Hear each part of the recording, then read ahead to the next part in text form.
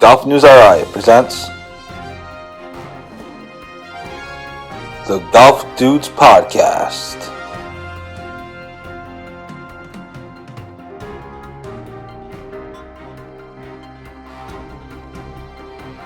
Here are the dudes. Hey everybody, welcome to this episode of the Golf Dudes Podcast. I'm Joe Calabro. Hope you all had a great Thursday. Amazing day out, beautiful day. Unbelievable. We're getting better weather in October than we did in pretty much all summer. So I hope everyone had a great Thursday. Hope everyone got out and hit some golf balls around.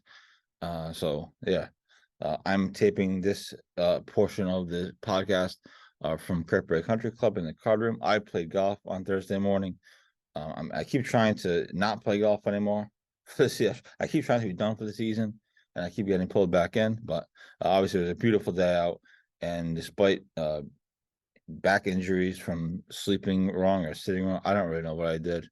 But I ended up getting to playing and grinding it out. So I had a couple of pars and a birdie. I birdied the ninth hole at Cooke, so I'll take it. So great day. Again, hope you guys all had a great day as well. A couple of things to get to. We do have an interview with former Vermont basketball star Joey Accaoui coming up, so we'll get to that. I figured do something different this week. It's basketball season. The Celtics started last night. Providence college basketball starts in about a week. Obviously, college basketball in general starts in about a week. So we talked to Joey about his basketball career, about his new obsession, which is golf, and a few other things. Really a fun conversation. So we'll get that for you in a short period of time. A couple of things to hit on real quick here on the Golf Dudes Podcast. Shout out to Bobby Leopold and his brother-in-law Tyler Cooke on winning the 4-ball. It's their back-to-back 4-ball wins for Leopold and Cooke, and their fourth 4-ball championship overall. So congrats to them. I think they finished 9 under, if I'm not mistaken, to win the tournament by one shot. So good for them. Again, the 4-ball was supposed to be held in May, but it was rained out. They moved it to October at Agawam, Hunt, and Quinnesset.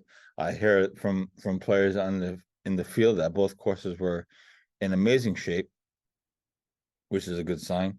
And I've played Quinnesset once. I think I played it early. I played it earlier this year, and that was the first time I ever played it, and it was very nice. Pretty scenery, some cool tee shots. So congrats to Bobby and Tyler Cooke on winning the 4-ball. That ended, of course, Wednesday, and we have the article up on GolfNewsRI.com. And the other thing, obviously, going on, we're following Q-School. Will Dixon appears he was not going to get out of stage 1. He's 3 over par right now through Thursday's round. And, it looks like the cut is going to be around 8 under.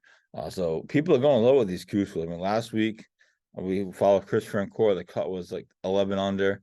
This week, the cut is going to be at least 8 under, if not more. So guys have to go low, and it's too bad that no Rhode Islanders are going to advance. Just all three of them. If you look at all three, Andrew O'Leary, Chris Francoeur, and Will Dixon, all three of them got off to bad starts, and you can't do that. They all got to bad starts in that first round, second round, and O'Leary was 4 over through the first 2 rounds. Chris Francoeur was over par through the first round or 2, and Will Dixon got up to an amazing start. He was 4 under after the first 10 holes, and then he went bogey, double, bogey, birdie, bogey, and to kind of set him back, and he never really recovered. So not that I know anything about playing these Q-School things, and obviously pressure, there's a lot of pressure, but it appears that you have to get off to a good start. And that would have been key. I think if Will or any of these other guys had gotten off to a better start, maybe been on the par in that first round, at least kind of put yourself in the mix inside the cut, whatever it meant. Will was 4 under through 10. He was well inside the cut at the time. Things can change. You got some momentum, but bad starts, and especially in Q-School, it's tough to chase these tournaments, and that's what kind of you're seeing from the Rhode Islanders, at least through those. With those 3. So it looks like the Q-School coverage, unfortunately, is coming to an end. It's pretty interesting. It's been pretty interesting to follow. There are a few Massachusetts guys that are playing. So maybe we'll keep track of them. The only other question really is, again, we've talked about this before, is if Patrick Welch and Davis Chatfield end up signing up for stage 2 of Q-School. They haven't given their finishes on the Corn Ferry Tour this past season. They have an exemption into stage 2 of Q-School. A chance to finish top 5 in Q-School kind of through final stage and get their PGA Tour card. So they have an opportunity to play stage 2. I'm not sure if they will or not. I'm not sure if the tee sheets are out for the stage 2 locations, but it could be something to keep an eye on, and we will keep an eye on that for you at GolfNewsRI. Maybe they just pledge for kind of shits and giggles type of thing. They really have nothing to lose. Obviously, again, they already have locked up status for next season on the Corn Ferry Tour, so there's nothing to lose. So that's the only thing we're really watching for now, as far as Q-School is concerned. So that's kind of the local stuff. Football, Bobby Leopold and Tyler Cooke won. And then Q-School is not looking good for Will Dixon, and it didn't go well for the other Rhode Islanders in the field. So that's unfortunate for sure. So that is kind of what we have on the Golf Dudes podcast. Again, I hope you all had a great golf round today. Again, I played my first round in a couple of weeks since when I'm always it for the Berg Fun tournament, and it was good. I'm happy I played. My body is a little sore because I did something wrong. It's a sign that you're getting old. Things hurt that you never even thought would hurt before. So, but I had a great day, and so looking forward to focusing on content for the rest of the year. Perhaps we get a November round in. You never know. Apparently Saturday is supposed to be 80 degrees. I just found that out. So who knew? We're getting better. Like I said, we're getting better weather in October than we did like all summer long. So yeah, so there's that. So the Joey Accaoui interview, I talked to him on Wednesday night. We taped it Wednesday night before the Celtics game tipped off, and really fun stuff. We actually overlapped in college. He went to Vermont. I went to the University of Hartford. We played against each other. Our schools played against each other. I obviously did not play basketball, so it was actually kind of fun to chat with him and talk about basketball and his career. He actually went overseas, which I didn't realize. After he graduated 1 year after I did, and we just talked about basketball. He talked some college hoops. We talked about the NBA, and obviously we talked a little bit about his career. He's obviously he graduated in 2011, went pro overseas after that. So we didn't go too much into the weeds of it because obviously he's several years removed from his playing career. But we talked about some hoops. We talked about some different stuff. We talked about his favorite game he's played, which was at Providence all those years ago. So it was really a fun interview. Figured we'd do something different. Basketball season. Everyone's excited for the Celtics. Everyone's excited for college basketball. I'm a huge college basketball junkie, back from when I used to cover the sport many years ago. So really fun interview with Joey Accaoui. Hope you all enjoy it. And he's now obsessed with golf, which is pretty funny as well. So without further ado, here's my interview with former Vermont basketball star Joey Accaoui. All right, and welcome back to the Golf Dudes podcast. Doing something different this week. It's basketball season. I love basketball. You all love basketball. So I figured let's get a basketball star on for a little while and talk some hoops and golf.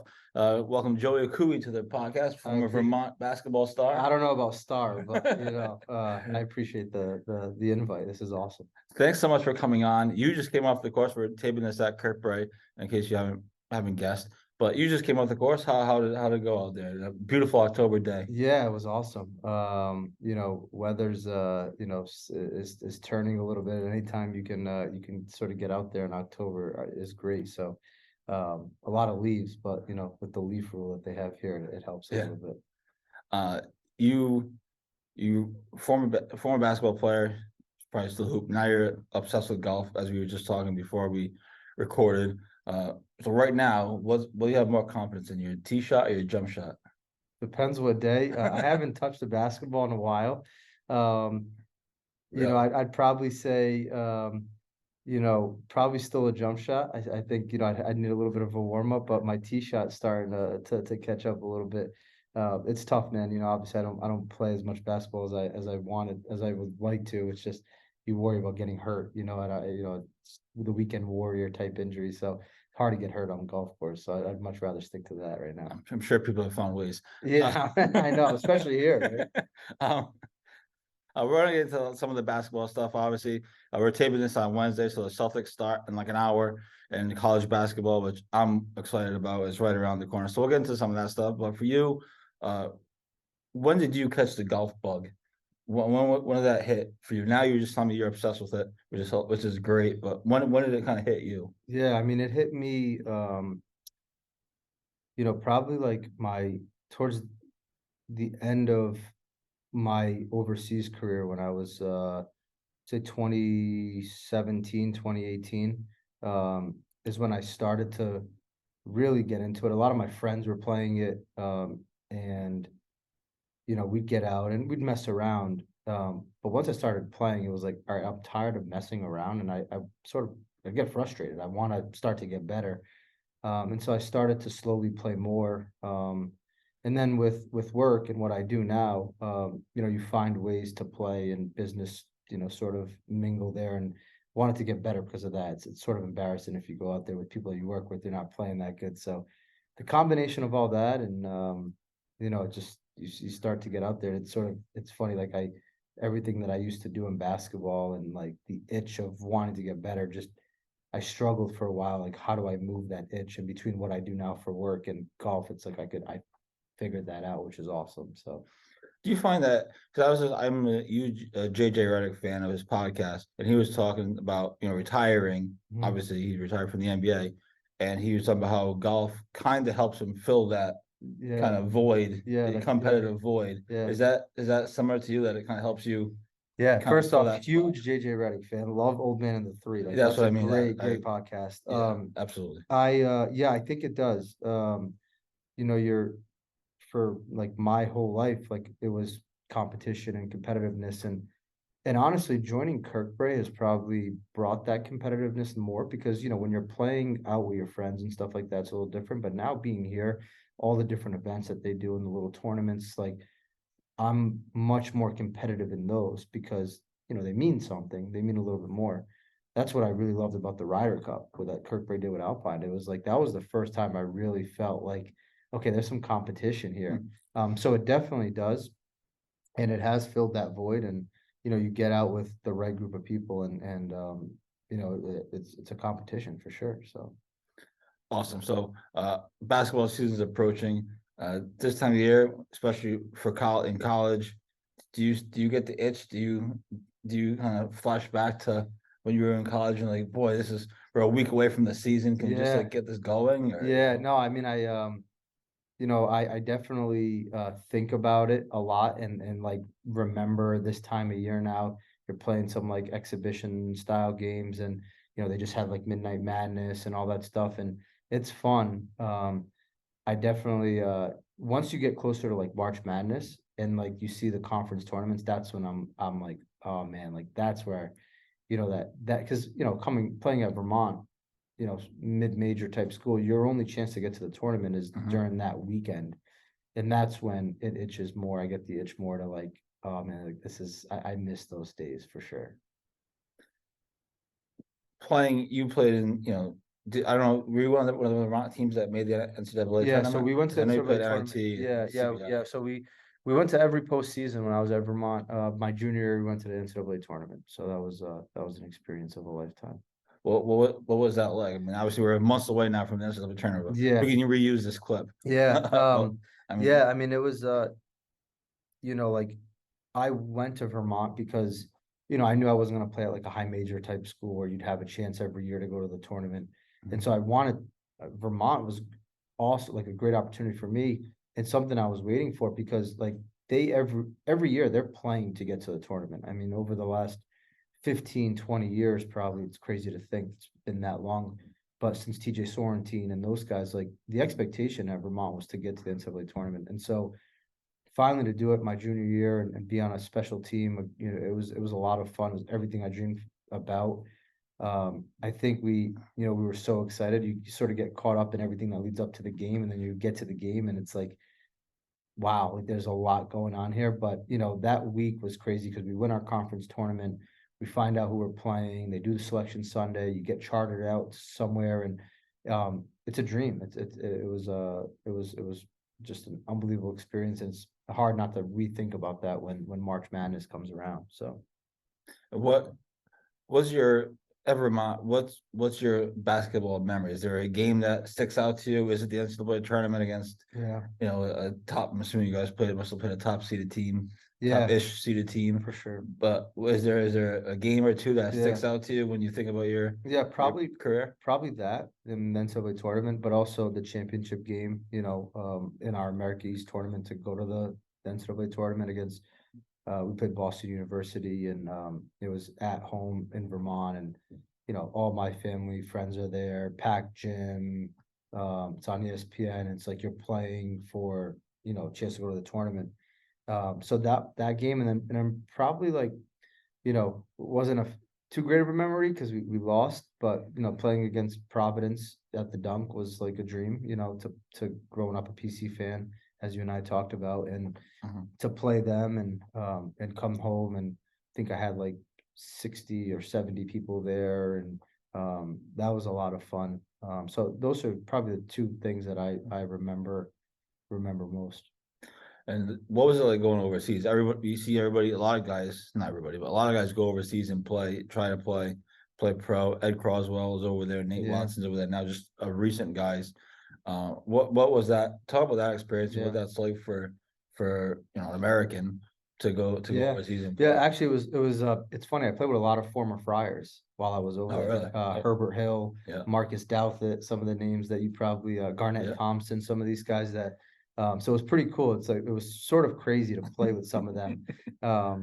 But it was awesome, to be honest. I was very fortunate because I had, a passport. So I didn't necessarily count as an American, and overseas you only get 2 Americans on each team. So because I had a passport, in some places I could play as a local, so it helped me a lot in my career there. But it was an awesome experience. I mean, I played, I think, total of 7 years. And the experience to continue playing basketball was awesome. To actually do it for money was awesome. It's a completely different, you know, world of basketball. It truly is a business. You're playing every year for a contract, so there's a lot of unknowns in the summertime going into an off season, and fortunately for me, I was able to keep going and play against some really good players and former NBA guys, and I was lucky enough to do it for as long as I did. As I told you, I wish I picked up golf sooner, but unfortunately basketball overseas held that up a little bit. So Well, now you're playing golf all the Yeah. time, and you're down to a single digit. You're almost down to a single yeah, I'm digit. down to a single digit. It was a goal of mine to start the year.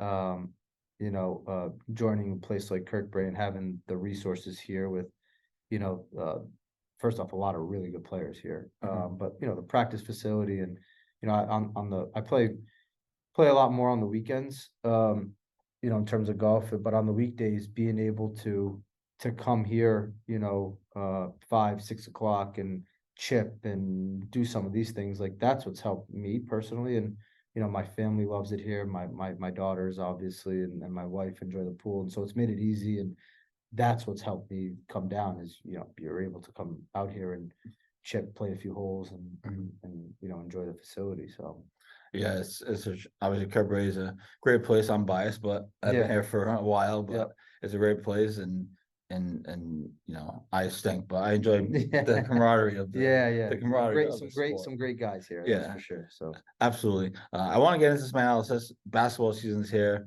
You're a big Celtics fan. Yep. You're still a PC fan. Obviously, Vermont is your school, but at least my school is now Division III. We actually overlapped in college a little bit. Yeah, we talked at about that. Hartford. I Unfortunately, didn't play basketball, thankfully. But, yeah. uh, Unfortunately, yeah. we beat them up a little bit too much. Yeah, but they were good though. They weren't bad. So. There's some lovable teams. Our women's team Your was women's our team was really team. good, really good.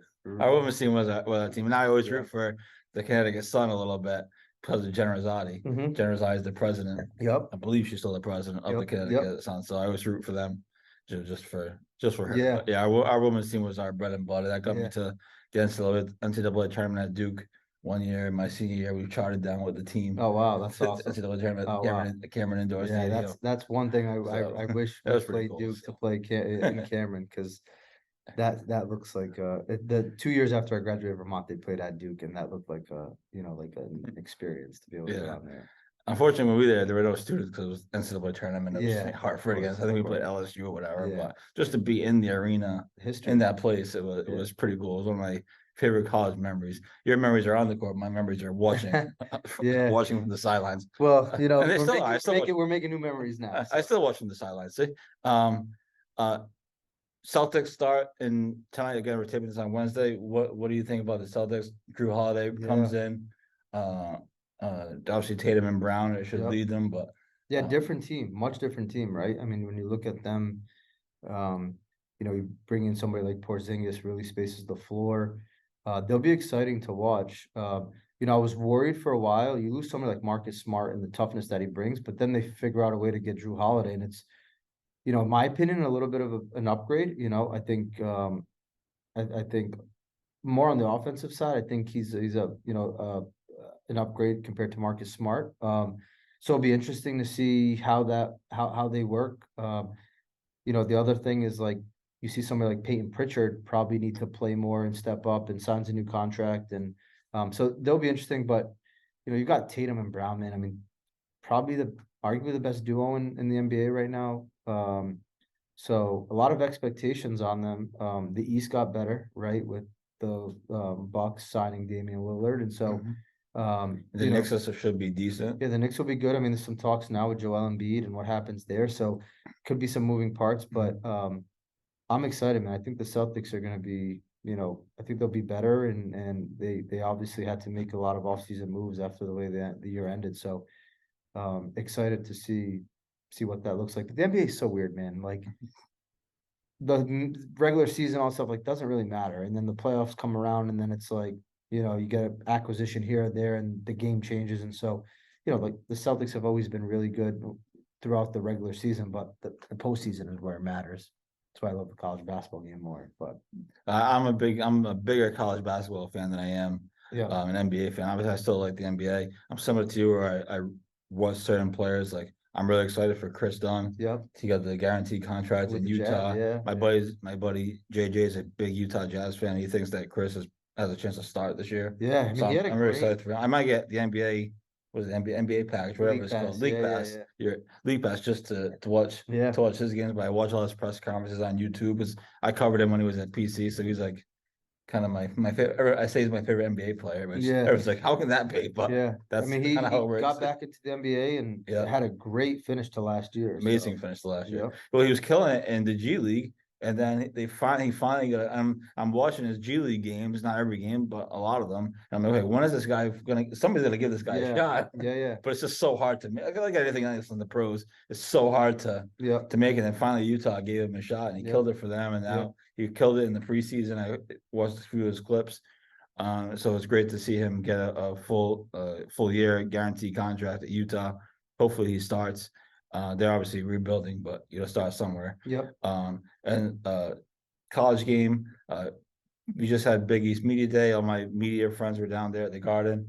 PC picked 7th. You're a little disappointed. I thought they were going to get 5th or 6th. 6th was like the first. I think it feels like Patino is getting a lot of credit. A lot of credit for it's probably rebuilding. Providence brings everybody back but Jared Bynum, and they add a lot of really big pieces in Maduro, ticket gains.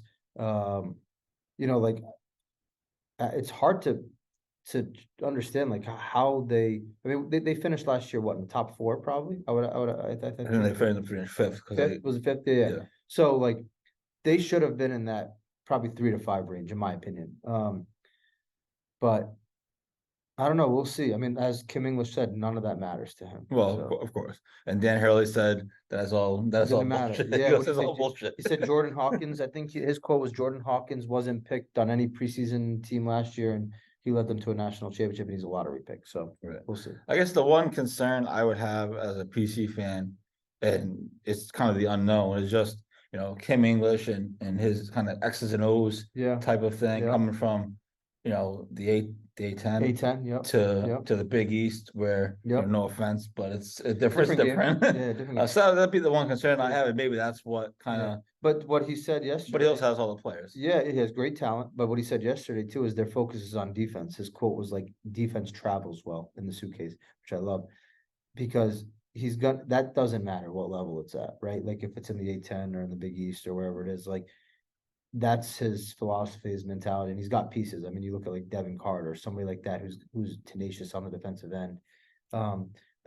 They'll be good, man. And then they have a star in Bryce Hopkins. But I'm excited, man. I'm excited for that Georgetown game. That's what I'm 27. excited for most. That's gonna be wild. That's gonna be wild. I'm excited. I mean, I'm excited for November 6th against Columbia. Yeah. I mean, But I but understand what that you're saying. game I get what is you're gonna saying. be. I mean, that's gonna be. Unfortunately, it's at noontime. Yeah, well, they moved it because they didn't want people to be too wired for the 6 o'clock start. PC students are gonna. It's not gonna be there. It's not gonna get It's not there. gonna be there. Yeah, it's gonna be probably that might be the most anticipated college basketball game of Yeah, around here in oh, a for long, sure, long time. for sure. It was interesting. People say, people talking about how crazy that game is gonna be. Years and years ago, I went to the game where Rick Pitino returned for the first time in Louisville, and I thought that was Wow. crazy at the time. This is gonna be like double that. Yeah, I mean, it's gonna be bigger than a URI game for sure. In my opinion, I mean, it's just gonna be.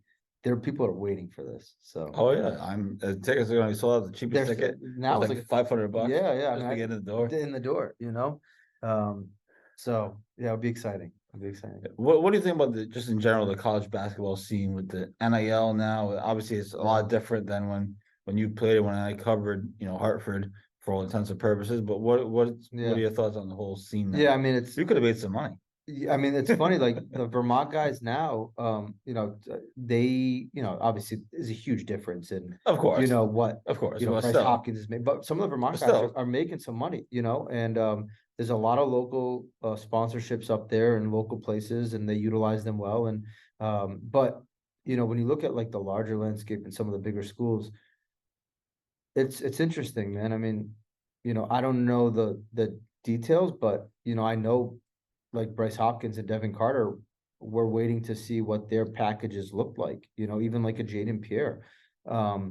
Because it's now coming down to how much money can I make? And you're seeing people leaving. I mean, what's the center from Creighton? Calabro? No, the other guy, like the 6'8", I'm blanking on his name, but he leaves because he's in a great spot at Creighton. They're really good. He leaves because he can make more money. Pooh Alexander too. I think his name is Posh Alexander leaves because he can make more money somewhere else. It's like, it's I think it's a Butler. Butler. He's within the conference. Right. So it essentially Cooley. Yeah, it essentially becomes like it becomes free agency like in the NBA every year, because it's where can I go make more money? And as a player, like, not that I was at that level, but yeah, I support that, they should make money because the NCAA is making a lot of money.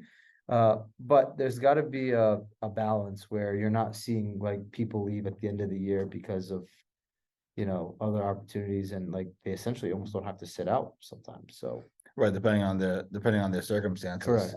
I think that was one of the things that kept Hopkins and Carter here was, I believe, if they transfer again, I could be wrong, but I'm pretty certain because this was going around at the time. I believe if they had transferred again, they might have had to sit out a year. I would hope so. I mean, because they had two transfers. Yeah, so I'm pretty sure that was part. I don't know if that was the reason. I'm not trying to say that was the only reason why they stayed, but I'm pretty certain that was part of the reason why, they it would make sense, man. It would make sense. So, it's amazing. It's good for these kids. You see somebody like Armando Bacot, who comes back to North Carolina, even though he could have been probably a pro, and probably realizes that he can make more money.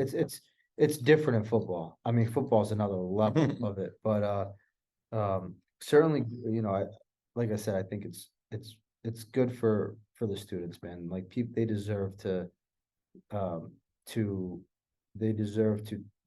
reap the benefits of their name, image, and like whatever, what does L stand for in NIL? Like that's Likeness. name, Yeah, like they deserve to take advantage of that the way the schools are. So Yeah, it's going to be a fascinating basketball season, both in the NBA and obviously in college. Again, you're a bigger college fan than NBA, and I'm a bigger college fan than NBA as well. Although I would say like the NBA, so it should be a fascinating year. But listen, sure. thank you so much Yeah, for thank you, joining man. me. Thank you for Really having me. appreciate it, and good luck the rest of this. Yeah, yeah. Hopefully, you get a few more rounds in. Yeah, I don't know. Stays I don't know. warm. It's maybe like they're punching the greens here soon, so we'll be Yeah.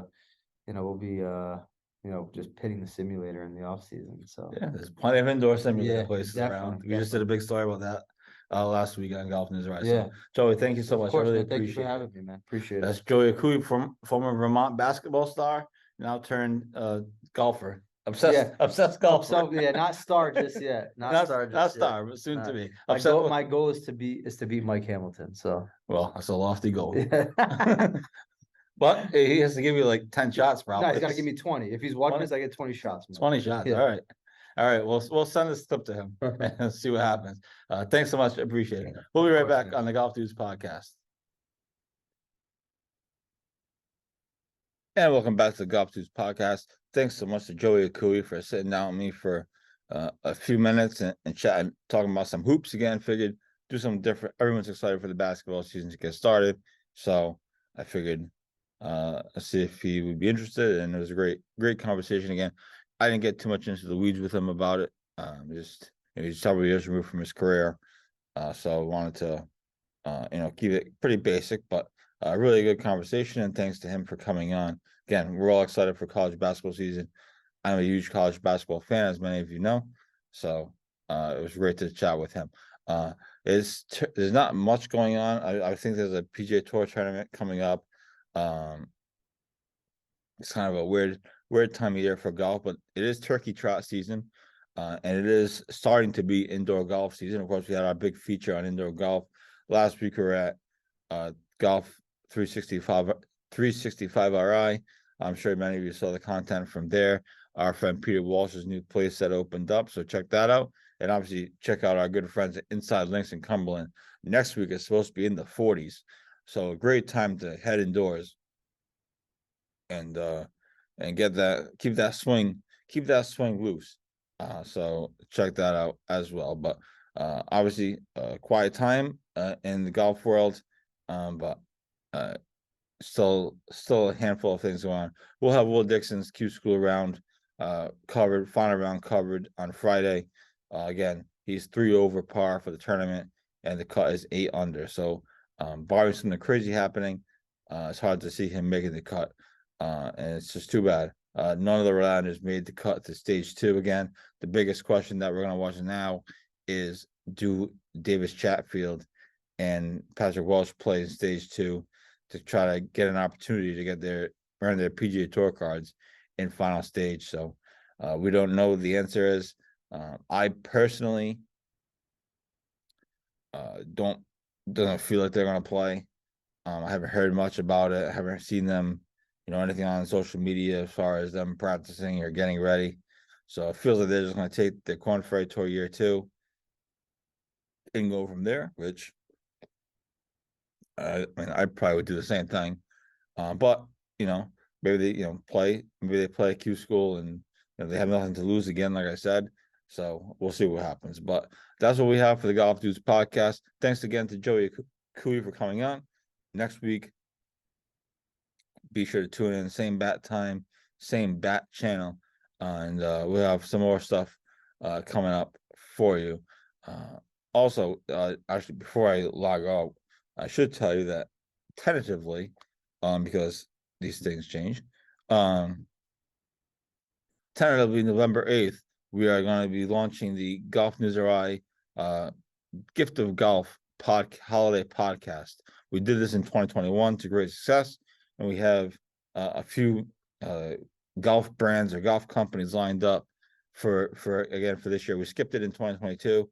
We're doing it again this year. So tentatively November 8th the show will air. There'll be discounts, deals, and all kinds of stuff. So stay tuned for that. We'll have more information on that next week once I have a better idea of how many brands we have and all this other stuff. But tentatively November 8th, that is going to air. So looking forward to that. It's almost the holiday season. It's unbelievable to say, but it's almost here. So anyways, with that said, thank you all for tuning in. Thank you all for the continued support. Really appreciate it. The social media posts that I've been tagged in the last few weeks been really cool. Obviously, you don't necessarily do this for that, but it's always great to see that kind of stuff, and it's greatly appreciated. And hopefully, we're looking forward to keeping this going and have a couple of projects lined up for the fall and winter. And hopefully, you guys all have fun with them as much as we're having fun with them. So, thanks to everyone for tuning in. Have a great rest of your Thursday. Have a great weekend. Saturday is going to be 80 degrees. Let's go. And we'll talk to you next week on the Golf Dudes podcast. Deuces.